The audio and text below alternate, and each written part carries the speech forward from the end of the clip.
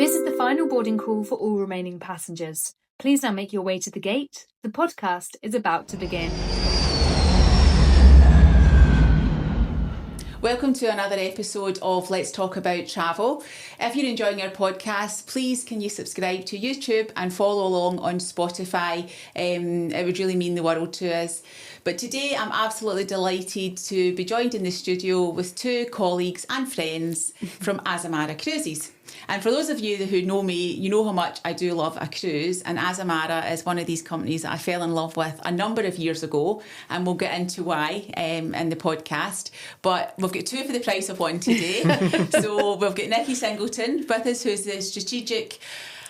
I'm going to get this wrong, so tell me. Strategic account manager, Thank Linda. you, Nikki. I'm joined with Pete Ryan, who's the strategic business development manager. I got that. So welcome to the show, guys. Really appreciate. Nikki's a Scottish girl, but Pete's come up from down south this morning, so thank you. Pleasure. But before we start talking about Azamara, because a lot of listeners and viewers maybe won't have heard of the Azamara, which is what the cruise company, which is what I think is the secret sauce, the fact that it's still a secret and it's nice. We'll come on to that.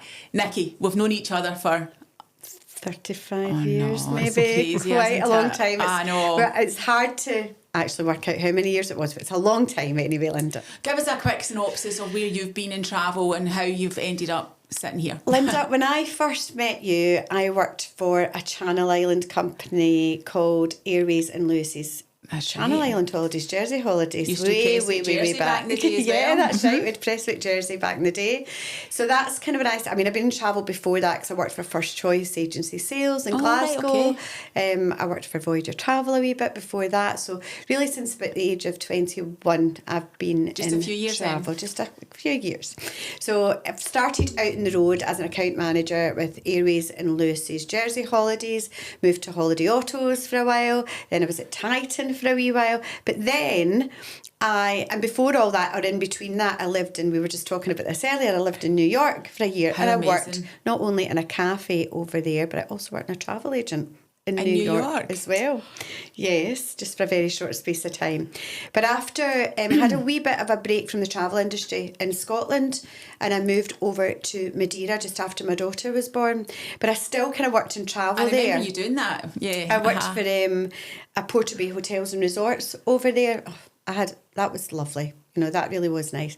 But then came back, straight back into, and ever since then I've been with Azamara Cruises. So how many years is that you've been with Azamara then? 12 and a half years with Azamara. Mm-hmm. Long time. Azamara Cruises.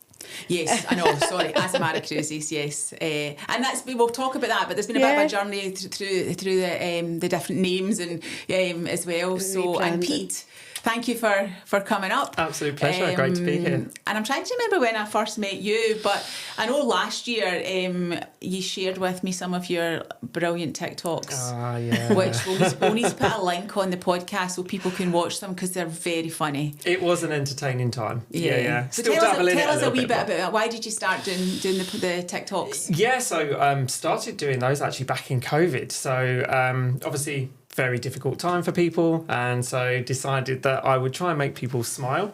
So kind of did the sketches from TV shows that used to be, like Only Fools and Horses. They're and brilliant. 40 Towers. So kind of things to lift people's spirits really, and just do something a little bit different. I'll keep on doing them because they're great. Thank you. Tell us a little bit about your journey in travel, how you became a strategic account manager with Azamara Cruises. Yeah, so I have been in travel for 28 years this year. No, we were talking about your age earlier. I think you must use that youth due or whatever it is you use, because I can't believe you've been in travel that long. 28 years this year, I know. I started off when you were 2. Thank you. I'll pay you later.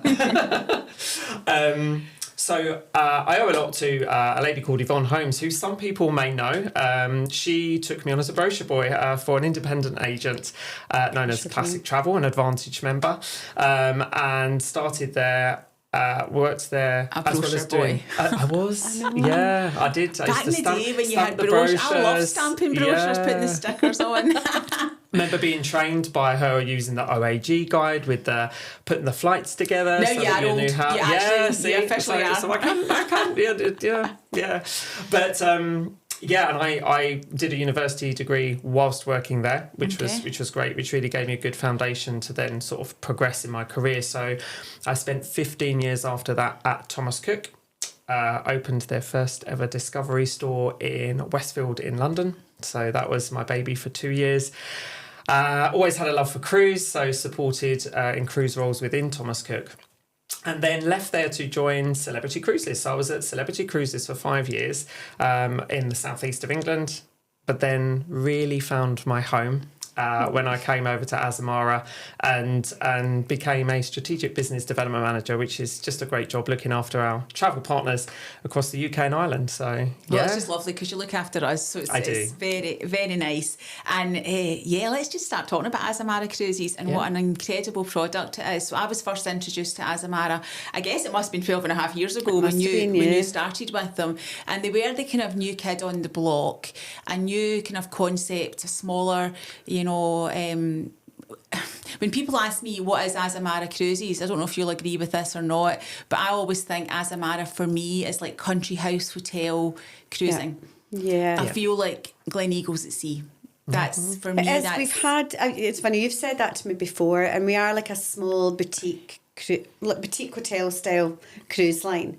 When I first started talking to you about Azamara all those years ago, again, it's still kind of the best kept secret out there. We are still small.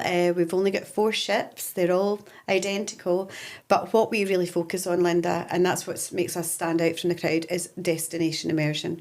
That's our trademark. That is what we focus on more than absolutely anything else. So what does that mean then? Would you, so that the listeners get an understanding of that? So destination immersion is really being able to give customers or guests as we call them, the opportunity to really feel like they've spent time in port and not just a fleeing visit for a few hours, which you would get with a lot of other cruise lines.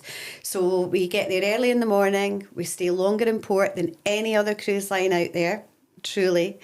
And we don't leave the port until 9, 10, 11 o'clock at night, or we stay overnight in port. So with that, what it means is they're having much more of an opportunity to really see the places that they're there to visit.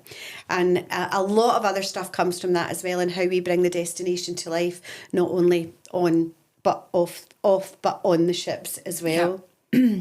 I think that's a definite selling point for Azamara, because people go on cruises and if you're only in for 3 or 4 hours, you really don't get to understand the destination, but being able to stay in overnight means you don't even have to dine on the ship. However, why you would not want to dine on the ship, because the food is so good.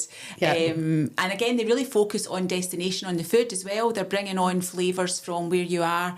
That definitely comes through in the dining room. I think that's a really valid point which you make, because this year in isolation we've brought on over 150 new entrees into our sort of menus, so that gives our guests the opportunity to really experience the culinary delights of the destinations or the region of the world that we're in. So we really, to Nikki's point, we really want to try and connect our guests to both the people, the places and the cultures of the destinations that we're in. So it's as much about the cruise, but also being involved with that destination. So obviously you talk about destination immersion, which definitely is right up there. But for me, I think the service on board is the best at sea. And it is, every cruise line has an amazing crew. Let's face it, crew on cruise lines are fantastic.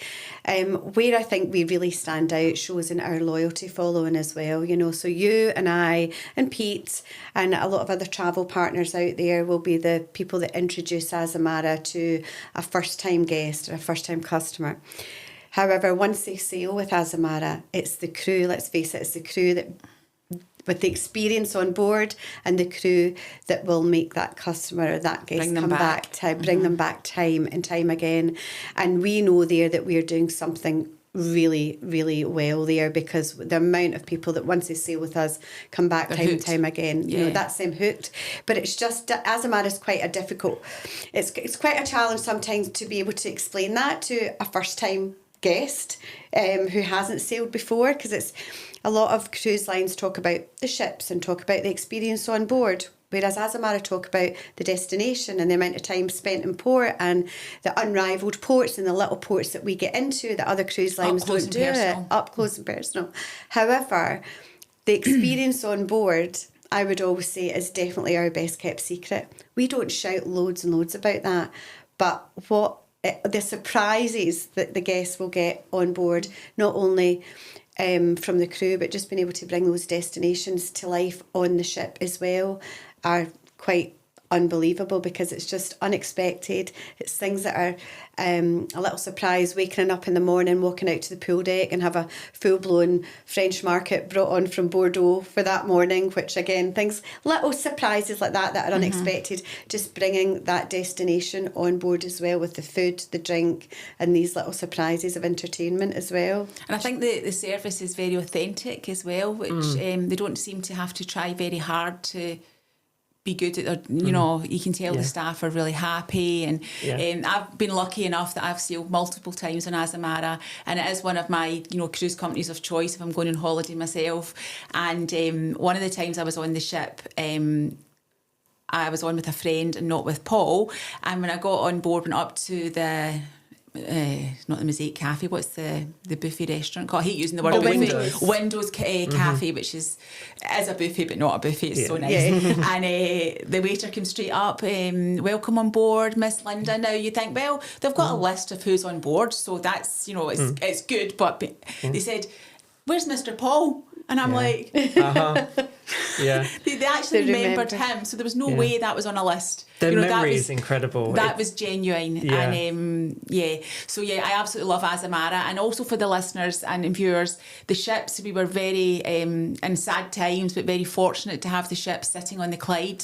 And I became so attached to these beautiful ships. I remember that day. Yeah, and you very kindly invited me up to the quayside to watch the ship sail off to start cruising, recommencing again, and I was in tears. BBC were there, and I'm on. I know. You know, I was, because it was so emotional. It was the start of, you know, what was to come. But the ship's been in Glasgow for a few years. It must have been nice for you, Nikki, to have. I mean, it was lovely having the. I mean, obviously very sad as well at the same time. But to have our three ships in Glasgow the Govan shipyards, I can't remember the name of them, but King George Docks. To have the three ships there throughout that time, and to be able to myself go up and visit them and visit the crew, and you know, take them up Christmas presents and a lot of Scottish goods. I used to treat them for things. It was very sad times, but it was lovely to have them on our doorstep as well, and made the best of it. Now that day you're talking about was the sail away of, I think it was Quest was the first ship to sail away, and that really was the start of the world opening up again, wasn't it? And that's why it was so emotional. And to be fair, to be honest, having the ships there, all of our crew that were on the ships, throughout that time, some of them had been on the whole 13 months, the whole time. All of our crew that were on there have honestly said that they've never met such hospitable people as they did, as they were hosted up here by the Glaswegians. That's nice to hear. Very proud of that then. That's lovely. But it was a very emotional day to see the ships sail off. So at that point, Azamara had 3 ships in the fleet, but you've now got 4 ships in the fleet. So tell us the names of the ships. So we have, obviously, Quest and Journey were the first 2 originals that joined the fleet. And then Pursuit. And then in 2022, we had the beautiful Onward that then joined the fleet, making us a complete set of 4 beautiful identical ships, which is lovely. And I think, you know, going back to the point that you said about the service element, just having 700 guests on board, being that small, immersive cruise line, that really does help to kind of, you know, create that whole personable cruise experience. So on average 700 passengers on the ship. My experience says there would never be 700 passengers on the ship. It's always less than that, which is nice, and that's because Azamara do very well in the solo market. you know, unlike a lot of cruise lines, their solo supplements are very good with Azamara. So more of that. Thank you so much. Yeah, it's good to see sometimes a list of sailings. So for travel partners who are listening, we have those listed on Azamara Connect. For any consumers who are listening, of course, guests can find that out from our travel partners as well, which is great. So yeah. Yeah, so good in the solo market. But you touched on it, Nikki, the repeat guests is just... Yeah, I think with the solo market as well, just to touch more on that, because of the size of the ships, you know, 700 passengers, you can be as anonymous as you want to be, but you can also go on there and make a lot of friends, which I've done over the years and all the times that I've sailed with Azamara. And I know you have as well, because you've ended up friends with one of my school friends. I know, isn't that the most bizarre thing?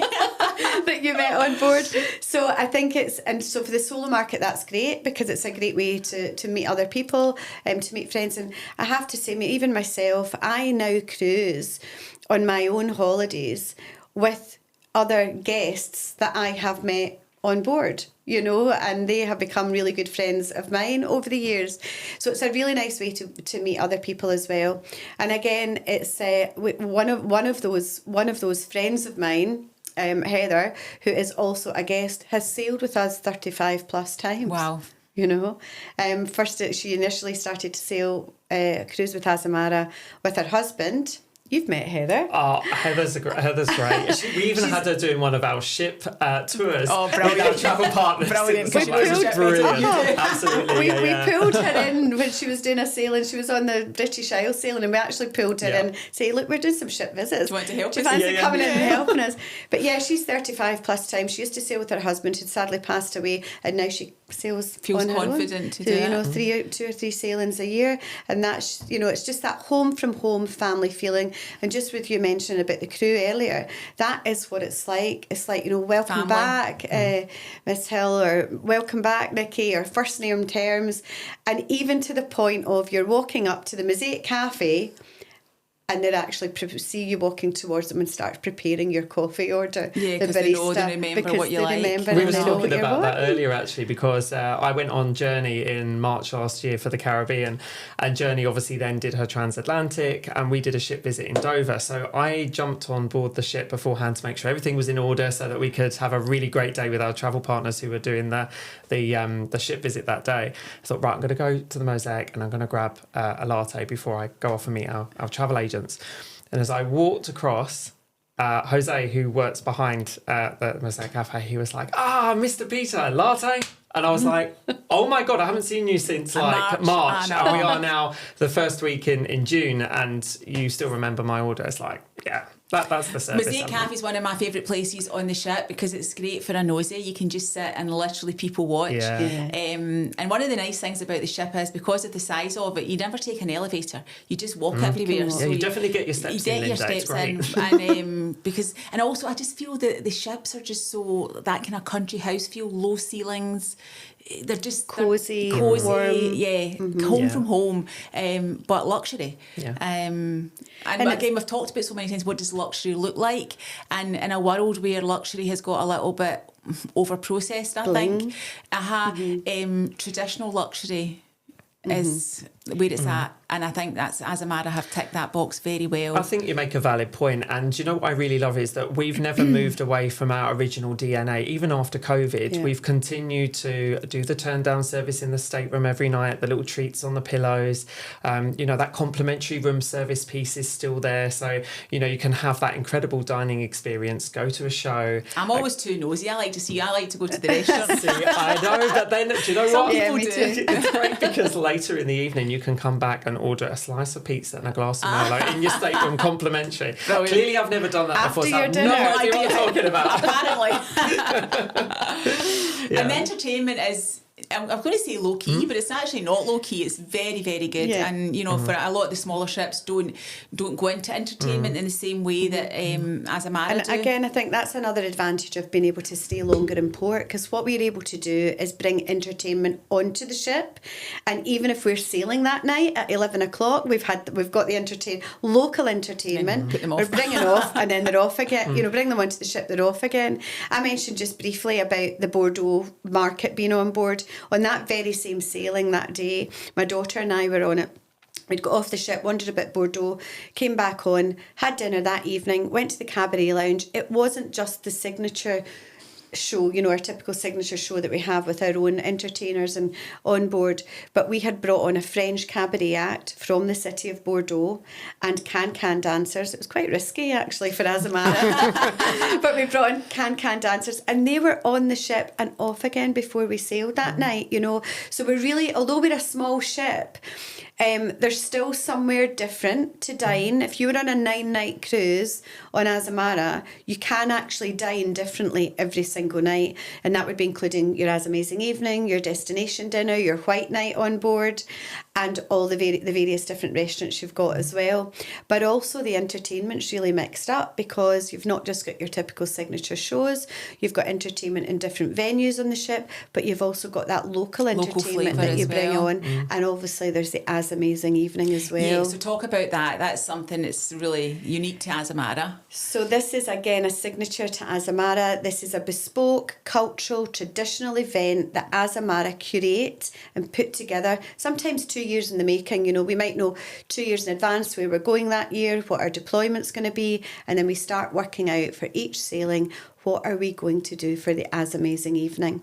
And generally what we do is we take all of the guests off of the ship to this evening that we've curated with local tourist boards, local entertainers, a kind of money can't buy experience. Stunning venues. Yeah. Well, money can't buy it, because you can't buy a ticket for these things. They're not open to the public. It's a one-off, unique experience, and we give everyone in the ship the opportunity to experience that.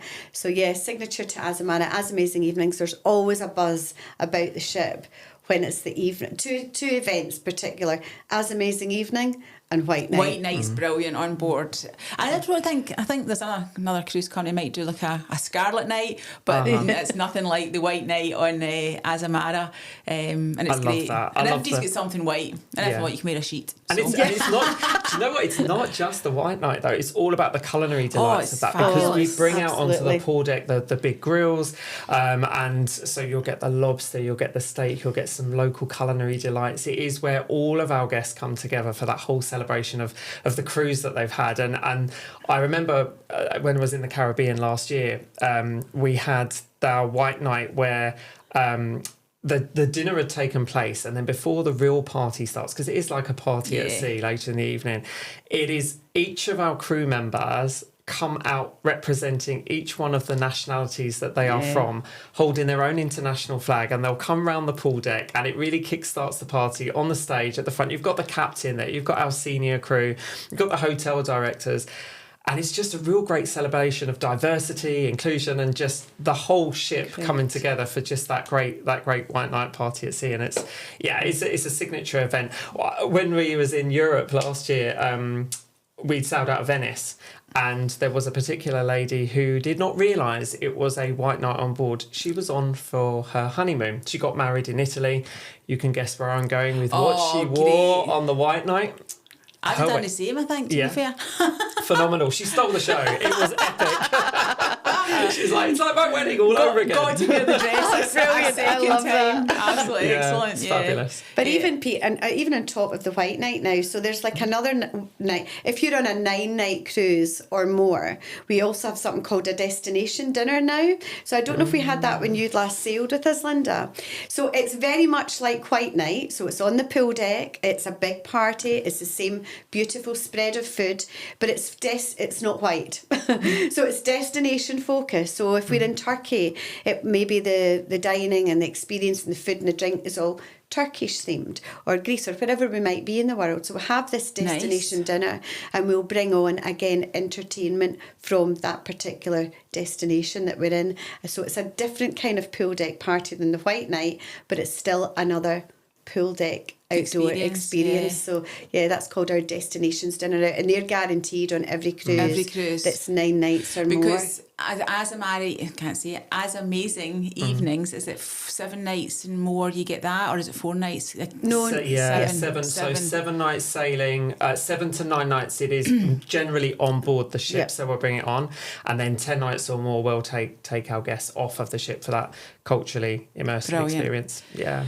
And we'll just talk about destinations and durations of cruises. So you've not got a home port, which is nice, which basically means the ships sail all around the world. Forever moving. It just gives the guests more of an opportunity to really experience the destination rather than having to loop back and come back to the same port within that duration. You get to see so many of those smaller unique ports that some of the incredible big boys, so I say it, can't get into.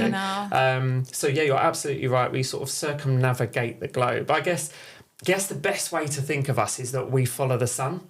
So in the summer, we'll have 3 ships in Europe and 1 in Alaska.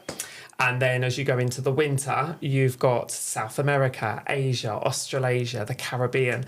This January and February, we've just done Mauritius, Seychelles and South Africa all in one itinerary, you know. So really kind of giving guests all 7 continents of the globe to experience on a small boutique hotel at sea. So for somebody who can't do a world cruise because of time, they can still do the world with Azamara, just in sections. In sections, which is nice. People love a back-to-back. I know, and well, that's the nice thing about Azamara, because you can do that, but it really opens it up for pre and post options as well. Absolutely. So if you're doing a 7-night voyage, you can then, you know, do 2 nights pre or 3 nights pre either end and make it into a longer holiday.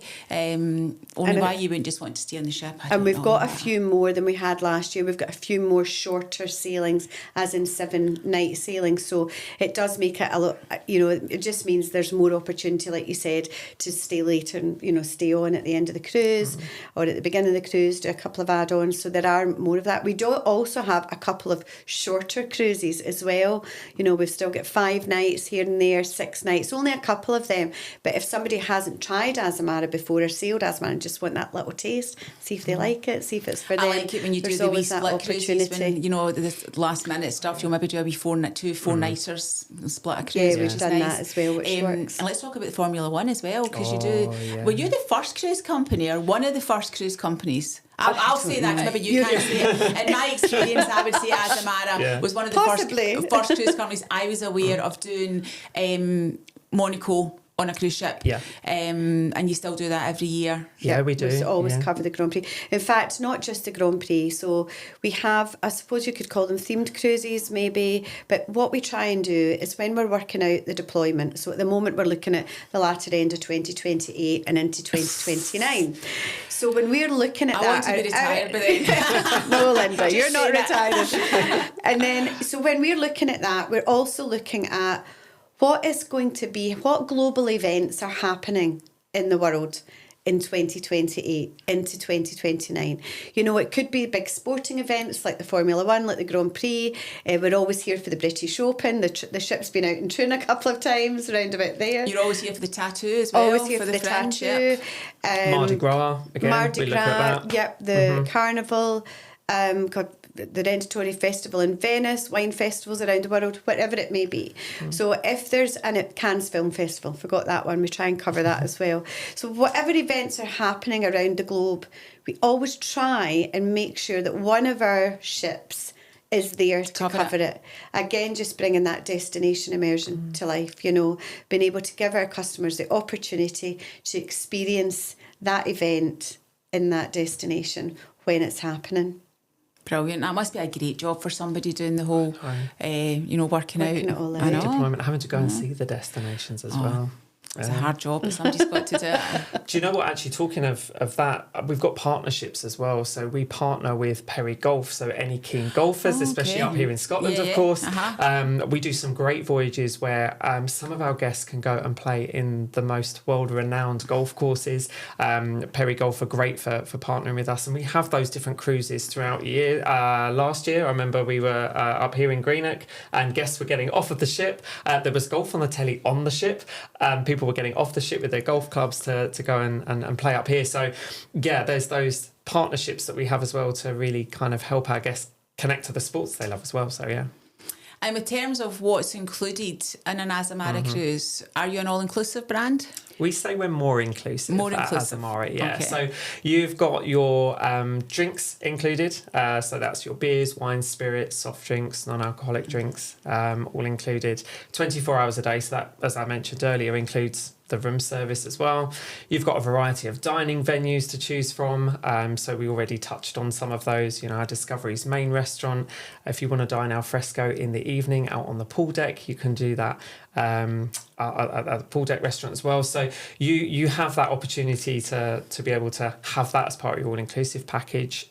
Bearing in mind, we've talked about some of our sailings are quite long. So we have that self-serve laundry, which is included as standard for our guests. People love a laundry. They do. Yeah. Don't ask me why, but I do know, because I like getting being able to do my ironing. Yeah. Go back with a clean suitcase. But it's also a really sociable place to be. Yeah. I've met some really lovely people, and you know, I hate ironing in my own house, but I don't actually mind it. And all together. Chat to people. And of course, if you're a sweet guest, you have these things included. Yes, of course. Do you know what I think would be a good idea though, and you might want to put it to your management? I think you should put a bar in the laundry. It could be dangerous. A TV in a bar. Yeah.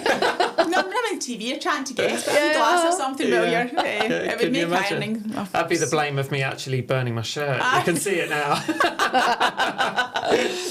So most of the things are included. Yeah, that's amazing evening, which we talked about, that's included. And gratuities and tipping. So the great thing here is that our guests don't have to worry about that, because that's taken care of that in the cruise fare. So yeah, more inclusive. And then of course, as Nikki said, you know, if you are in our suites, you do get additional benefits, which of course enhance that overall suite exclusive experience.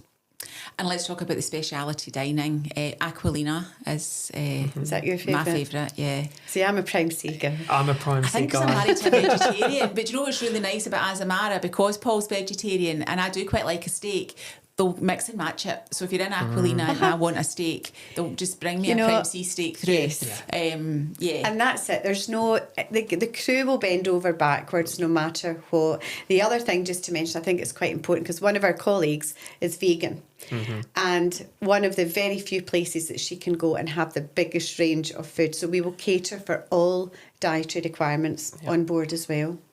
And I think, you know, in a world where people, it's not... You know, Paul talks about when he was, and he's been vegetarian for 50 years, they used to go to dinners and they'd have a salad with cling film wrapped around it, and it was take it or leave it was the choice. Why shouldn't somebody vegetarian or vegan or gluten-free have a choice? The same take experience. It or leave it shouldn't be the choice. And on board a cruise, that's one of the lovely things. You know, if you're gluten-free, they'll not just give you a gluten-free roll, they'll give you a gluten-free bread basket with breadsticks and focaccias and, you know, because why shouldn't you have the same as everybody else? Absolutely. So from a foodie perspective, I think most cruise companies get it right now, which is good. Yeah. What about children? You're not. No children. No. Well, who'll talk? Well, you know, children. There's not much for kids to do on board. Let's face it. To be honest with you, so there's not a lot for kids to do. In fact, next to nothing really. However, that's not to say we don't love having children on board. Our crew absolutely adore it when we have kids on board. Pete's got a little one. Had her on board. I've been taking my daughter on board since she was 9 years of age. Oh, she's been so spoiled over the years. She has been spoiled, yeah. So yes, we love to have kids on board. We don't have much for them to do. There's plenty of other big cruise ships out there with lots of facilities for children. But yes, we do get multi-generational families. That's where I was going with the question, because I think in the last 5 years, probably post-COVID, the amount of multi-generational inquiries that we get, and Azamara would work very well, because it's not all about the kids. That's right. You know, it's about going and spending time with the different generations. Totally. And I think that's why we're doing it this year. So my parents are coming with us in October. Nice. So there's my parents, myself and my wife Georgia, and then we've got my two kids. So my youngest should be 4 months very soon, and then a 5-year-old. So we're all going together. And as Nikki said, there isn't a great deal. Well, there isn't anything for the kids really, but the crew do bend over backwards. I mean, it's all about the destination, as we've said. So we've got different ports that we're going to get off on each day. But even from a dining experience, last year I'll share a story actually, if you don't mind me indulging. Absolutely. So in Discoveries, we'd finished our main meal. and waiters were clearing away the plates from us. And my daughter, who then was 3.5, said, "Daddy," she said, "can I have some ice cream?" So I said, "Yeah, you can have some ice cream." You know, being a good dad, she'd eaten all her food and everything. And then she said, "And some marshmallows, and maybe some sweeties and some chocolate sauce." And I'm thinking, oh, the poor crew here, you know. And I could see them smiling as they were taking the plates away. They come back a few minutes later with menus for dessert for me and my wife. Without even asking, in front of my daughter, they placed 2 scoops of vanilla ice cream, a pot of marshmallows, some M&Ms and a pot of chocolate sauce. Brilliant. And it's like... And then you wanted that for your dessert as well. We were up till nearly 2 a.m. with the sugar rush. but I mean, that's the point of even going back to service, you know, they just listened and then they delivered without me even ordering it. Well, that's speaking back to the point of being authentic with their service. It's, it definitely comes over. Yeah. So that's a nice story. Yeah. So you're adult focused basically, but you wouldn't say no to children. So for anybody listening that are thinking multi-generational, then don't think about Azamara Cruises as an option. Absolutely. So what is the future for Azamara? Any big plans that you're allowed to tell us about? Yeah, well, we've just launched with Azamara Forward, and this is a new era for the fleet in total, you know, all of the ships. So starting with Azamara Quest this year, we are completely really refurbishing the whole ship. But the exciting thing about Azamara Quest is we're creating or building a new penthouse suite deck. So this will be solely for Quest. It will launch December this year. Mm-hmm. She will be fully set up and ready from her Miami sailing on the 18th of December. We have 10 new Grand View suites, which are similar to Club Continent suites, similar size, but on deck, what deck is it, Pete? Deck 11? Deck 11. So I'm going to be really thick here. Are you adding a deck? Yes. Right. Because you know how sometimes cruise ships will split the ship in the middle and squeeze a bit in, and so you're actually adding a deck. So you're not losing anything. This is an addition. So at the very front of the ship, we're adding a deck. Wow. So where the sun deck is in deck 11 now, that will be the new suite deck with 10 new Grand View suites, 2 new panoramic suites facing out the front of the ship. Can you imagine the views either side? Yeah. So that's all coming. That's exciting. That's launching this year on Azamara Quest. So anybody that decides to book on Quest from 18 December onwards, they will have the opportunity to but have all the that ships experience. are getting refurbed over the project.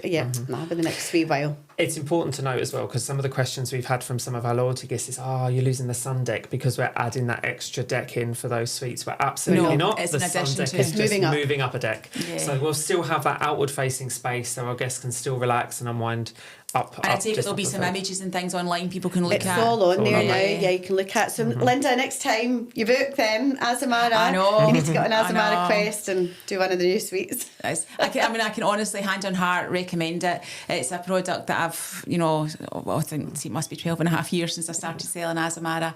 And I always think of it for customers who want a smaller ship, but still with the, focus on entertainment, because some of the smaller ships don't have that entertainment. Azamara does. Yeah. Service is amazing, food's amazing. Yeah, can't talk highly enough about it. But we're out of time. I know. And we could talk for hours. I know, but just means we have to have a part 2. Yes. We will. I need to actually stop. All my guests come on, we talk too much, and we always have to have a part 2. But so keep listening for part 2. Thank you so much, guys. Thanks for having us, Linda. Lovely to obviously, see I see Nikki more than yourself, Pete. But thanks for coming up from London today. Pleasure. It is very much appreciated. And for the listeners and viewers, thank you for joining us on this week's episode of Let's Talk About Travel, and look forward to joining you next week.